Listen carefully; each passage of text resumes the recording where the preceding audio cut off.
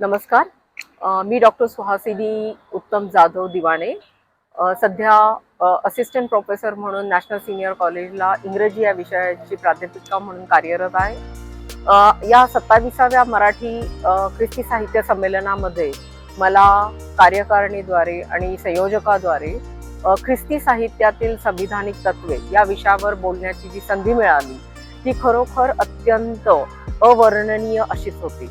या परिसंवादामध्ये या ज्या विषयावर मला बोलण्याची संधी मिळाली त्याचं एक प्रमुख कारण म्हणजे मला ख्रिस्ती साहित्याबद्दल असणारं प्रेम. ते आतापर्यंत ख्रिस्ती साहित्यिकांनी संविधानाला समोर ठेवून ख्रिस्ताची जी शिकवणूक आपल्याला सर्वांना दिलेली आहे ती म्हणजे करुणा आणि येशू ख्रिस्ताने सांगितलेला बंधुभाव, येशू ख्रिस्ताने सर्वांना दिलेला जो हा अत्यंत प्रेमाचा संदेश आहे, तो संदेश जो संविधानामध्ये देखील मांडला गेलेला आहे तो प्रामुख्याने या आपल्या सर्व ख्रिस्ती साहित्यिकांनी उचलून धरलेला आहे.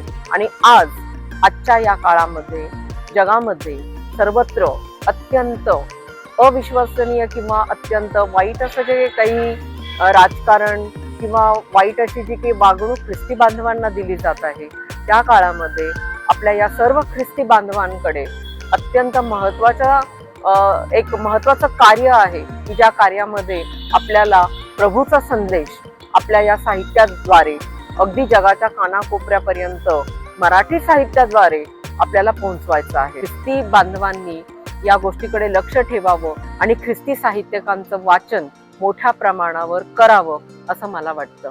धन्यवाद.